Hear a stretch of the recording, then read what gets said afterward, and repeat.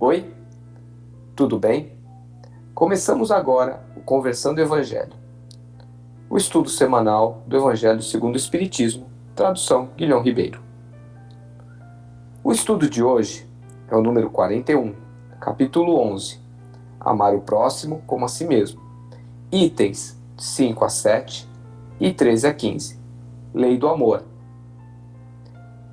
Em nome da Casa Virtual Luz Espírita Caville, agradecemos a presença da Maria Rita, do Josimar, do Ney e da Michele. Convidamos nosso amigo Josimar para fazer a prece inicial. Boa noite, meus irmãos. Vamos, aproveitando esse momento de união, e elevar nossos pensamentos, acalmando nossas preocupações, buscando em nossos irmãos de luz a inspiração necessária para o estudo de hoje, ao mesmo tempo agradecendo a Jesus por esse momento em que podemos contar com a presença de nossos anjos da guarda, de nossos irmãos de luz que nos intuem com bons pensamentos, e que assim seja, né? Que assim seja. Bem, começamos com o nosso estudo hoje com a pergunta: é possível amar a Deus sem amar ao próximo, Maria Rita? Bem, a resposta para este questionamento é óbvia e direta. É impossível amar a Deus sem amar ao próximo. Amar ao próximo é complemento do mandamento de amar a Deus. É condição sine qua non de uma vida pautada na obediência às leis eternas e imutáveis, criadas por Deus e submetidas a toda a criação. Portanto, é impossível amar a Deus sem amar a sua criação, única, integrada, num perfeito encadeamento e reciprocidade, onde todos os reinos, mineral, vegetal, animal, estão inteiramente integrados, onde um tem uma certa necessidade do outro, tudo motivado pela lei do amor. Está tudo perfeitamente direcionado para a conquista do bem e do belo, para o qual fomos criados e por direito de herança já nos pertence, já está em nós. Na verdade, o amor de Deus é o único e grande poder no universo. Nós, seres humanos, perdidos no mar da ignorância, duvidamos da perfeita e infinita provisão divina e nos colocamos como seres carentes, doentes e infelizes. Em Romanos 8, 38 e 39, Paulo, de forma convicta, assim nos adverte: pois estou convencido de que nem morte, nem vida, nem anjos, nem demônios, nem o presente, nem o futuro, nem quaisquer poderes, nem alturas, nem profundidades, nem qualquer outra coisa na criação será capaz de nos separar do amor de Deus, que está em Cristo Jesus, nosso Senhor.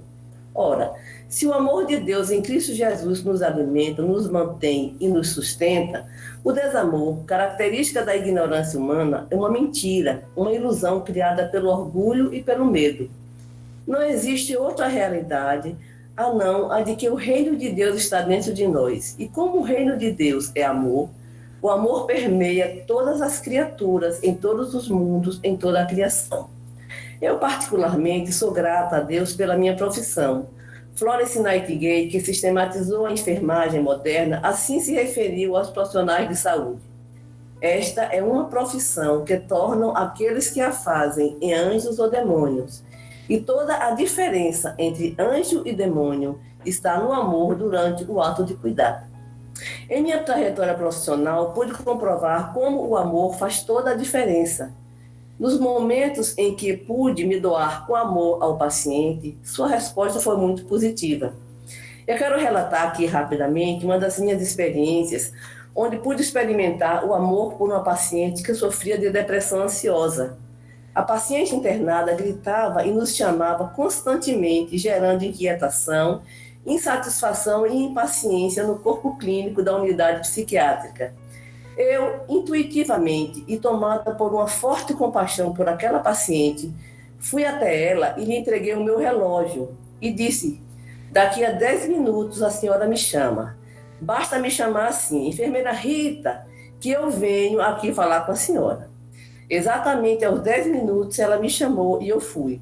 Conversei um pouco com ela, acalmei-a e disse: agora a senhora vai me chamar daqui a 20 minutos. Novamente, daí a 20 minutos ela me chamou. À medida que ela ia me chamando, eu ia espaçando o tempo de chamada, até que passou a me chamar de hora em hora.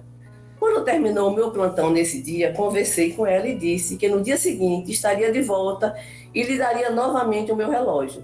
No dia seguinte, soube que apesar da minha ausência e da falta do meu relógio, a paciente passou a noite mais calma. Assim eu fiz durante o internamento dela na clínica. Com o tempo, ela foi melhorando e começou a esboçar um leve sorriso quando me via.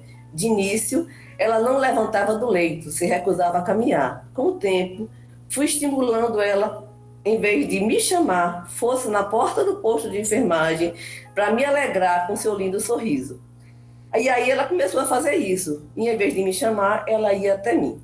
Até hoje eu me lembro dessa paciente com amor. Provavelmente ela já deve ter desencarnado.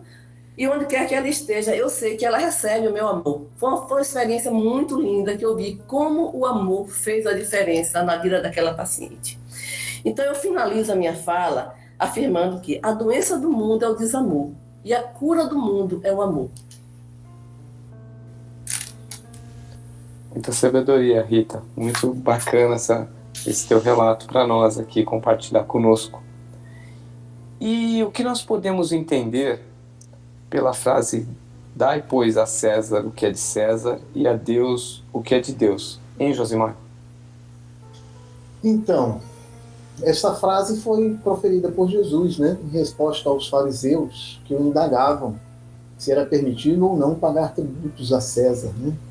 A ideia implícita era colocar Jesus numa situação delicada, né? Frente aos doutores da lei ou frente a César, né? Aos romanos, né? Essa frase nos convoca a cumprir nossas obrigações para com César e para com Deus, né? Jesus, em resposta aos fariseus, ele disse: dai a César o que é de César e a Deus o que é de Deus. Não devemos esquecer que César era um título designado aos imperadores de Roma. No contexto atual, nós trazendo essa frase para os dias de hoje, nós podemos substituir César pelos nossos governantes, né? E ainda lembrando que nessa passagem Cristo nos mostra que devemos empreender esforços para o cumprimento dos deveres contraídos junto à nossa família, à sociedade e aos indivíduos. Emmanuel nos alerta de que não devemos nos eximir de nossas obrigações alegando princípios religiosos ou idealismo individual. O aprendiz do Evangelho deve agir com retidão, não dando a César a crítica amarga, mas ajudando com o trabalho eficiente. A exemplo de Jesus, que usando de paciência e tolerância com as aberrações do mesmo, né, de César, nunca estabeleceu acordo com erros que traziam infelicidades ao mundo. No contexto atual, se de um lado a humanidade terrestre vive uma explosão tecnológica e científica, de outro vive também a implosão do próprio processo civilizatório, pelos entraves morais que ainda conservamos, né? As tecnologias de ponta somente disfarçam a ausência do humanismo, com questionamentos sobre ética. Portanto, a prática do Evangelho de Jesus tem caráter de urgência, pois a problemática da atual sociedade e da civilização não depende da questão do tributo a César, mas sim da compreensão do ser humano enquanto ser espiritual e não material.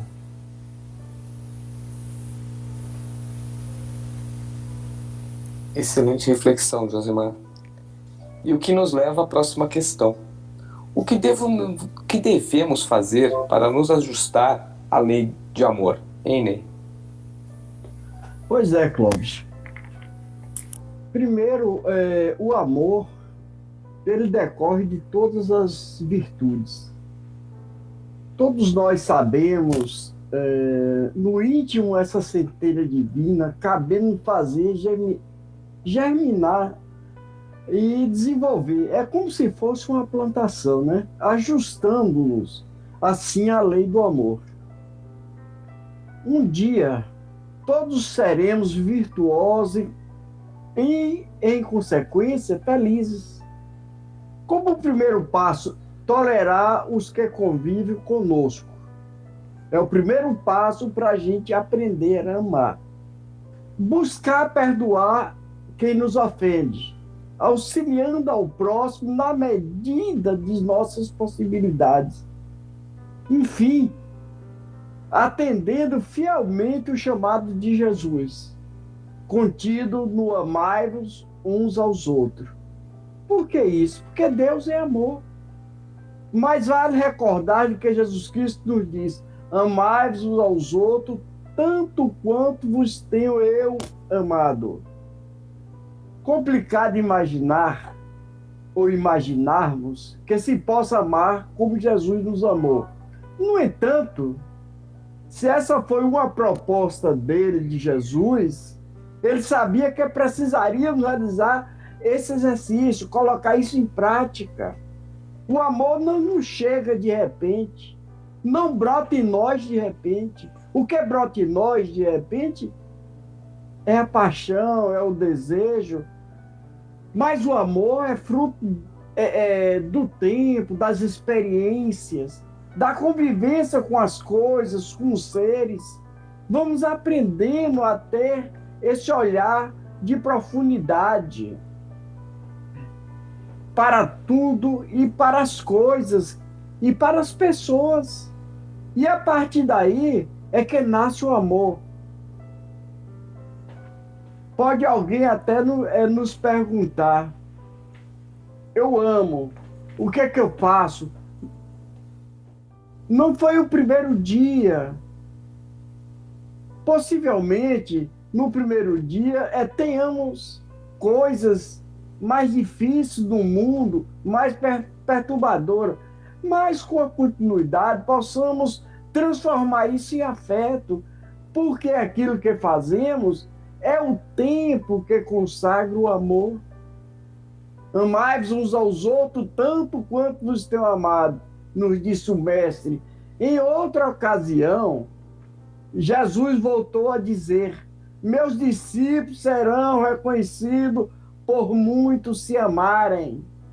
Que coisa importante, né? Ser discípulo do Cristo, identificado pela nossa capacidade de amar. Pois bem, meus irmãos, então é o tempo de começarmos a refletir a respeito do amor aqui na Terra. Não que se trata de abraços, não se trata de abraços, beijinhos, afagos. Essa é uma dimensão do amor, do afeto conjugal, do amor fraternal, mas o amor é muito mais amplo. É o próprio Deus que abarca toda a natureza. Então, alguém que esteja, por exemplo, na defesa das causas ecológicas, ele ama essa causa. Alguém que esteja na luta pelos direitos verdadeiros da humanidade, nos direitos humanos, é porque ele ama essa atividade. Alguém que quer defender nossas camadas de ozônio para o homem da Terra, para que o homem da Terra não adoeça, não se cabe e não se acabe de cânceres de pele, é porque ama fazer essas atitudes. Os nossos cientistas que se internam no laboratório se esquecem, buscando vacinas, remédios, produtos que facilitem a vida da humanidade terrestre. Ele faz isso porque ama a sua atividade. E é um ato de indulgência para com os outros. Não basta o homem deixar de fazer aos outros aquilo que não quer que ele façam, mas deve ele também fazer aos outros tudo aquilo que ele gostaria que lhe fizesse. Daí sim, o amor permear todas as nossas ações, todas as nossas atividades, para que nossas ações sejam positivas, para que sejam ações de bem, tem que estar nutridas e alimentadas pelo amor. É por causa disso que o apóstolo Simão Pedro escreveu numa de suas epístolas que o amor só é o amor e só o amor é capaz de cobrir multidões de pecado. Pois bem, diante de todos os nossos equívocos humanos, dos nossos erros, dos nossos agravos, é por causa do amor que o Criador nos permite voltar à Terra para recomeçar com experiências novas, retornar aos contatos, reestruturando-nos pouco a pouco, para esse dia, sem o acaso que nos espera, para esse dia de intensa e inapagável luz. Para finalizarmos, pelo amor, somente pelo amor é que estamos hoje no mundo. E ainda que estoure bombas, que haja palavras de impropérios aqui e ali, ainda que haja maus homens, enfermas criaturas, nada disso ocorre sem que o amor de Deus esteja sobrepairando-nos, e mesmo do mal que a criatura humana intenta realizar no auge de sua enfermidade moral. Deus retira o bem para que ela tenha algum mérito e para que todos possamos ser felizes, porque Deus é amor, nunca esqueçamos disso. Gratidão. Excelente, Ney. E aí vem uma próxima pergunta que é: em que consiste a verdadeira caridade, Michele? A verdadeira caridade, essa eu aprendi com você, viu, Clóvis? É o BIP que a gente precisa ligar sempre, né? O BIP da benevolência, da indulgência e do perdão. A benevolência é sermos bons com todas as pessoas, dócil, afável, tratar todos com respeito. A indulgência é sermos misericordiosos, termos compreensão, a tolerância.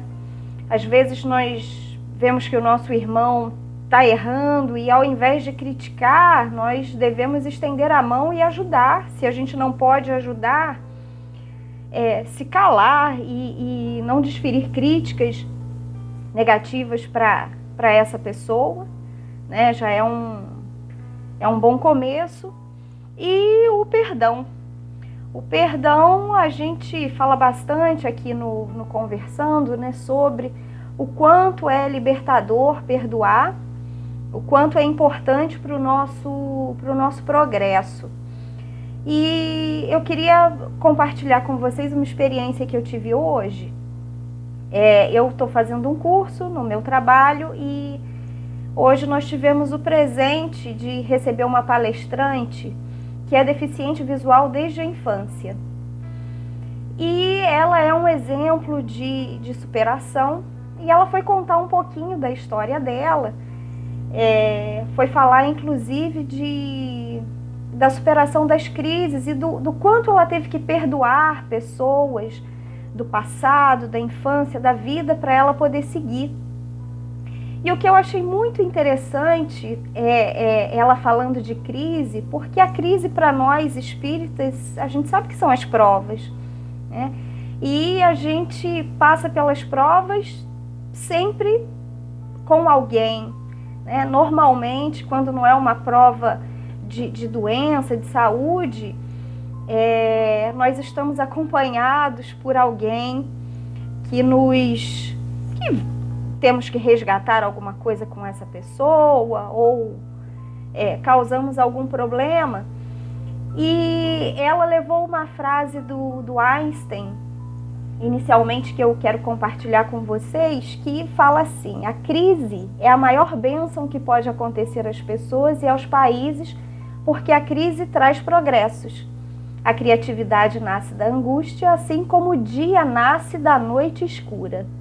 É na crise que nascem os inventos, os descobrimentos e as grandes estratégias.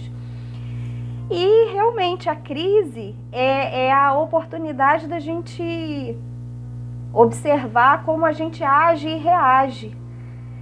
Quando a gente está num momento de prova com algum irmão, né, seja irmão de jornada, né, seja cônjuge, pai, mãe, como que a gente age nessa crise? A gente é a solução ou é o problema? E se a gente for o problema, a gente vai ter que perdoar lá na frente e ser perdoado também. Então, é muito importante a gente começar a se educar e se conhecer para que a gente não precise perdoar tanto.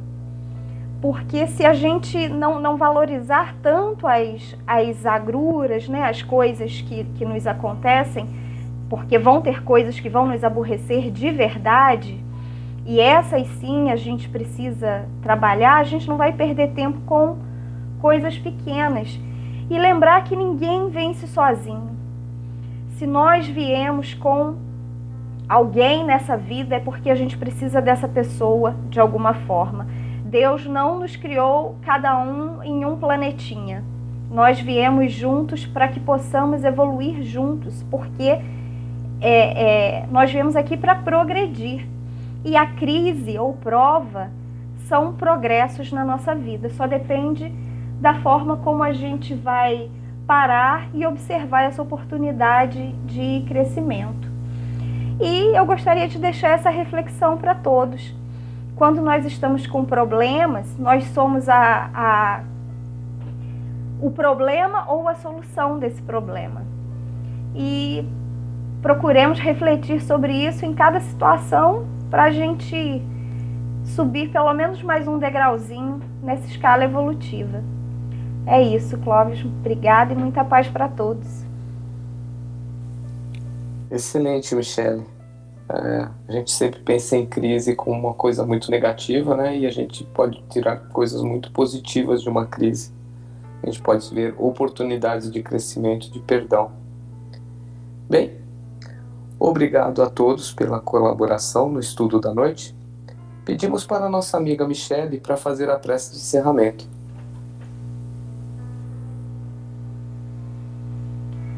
Deus nosso Pai, Jesus nosso Mestre amado, agradecemos pela oportunidade de mais um estudo na noite de hoje. Agradecemos por estarmos em comunhão, estudando o seu Evangelho e procurando evoluir e melhorar nessa caminhada. Pedimos que nos abençoe nessa noite com paz, serenidade, que os nossos amigos espirituais permaneçam conosco, nos orientando, nos intuindo e nos ajudando. Pedimos que abençoe a todas as pessoas que estão necessitadas nesse momento, sejam elas de saúde, de sustento, que todas elas sejam amparadas por Ti, meu Pai.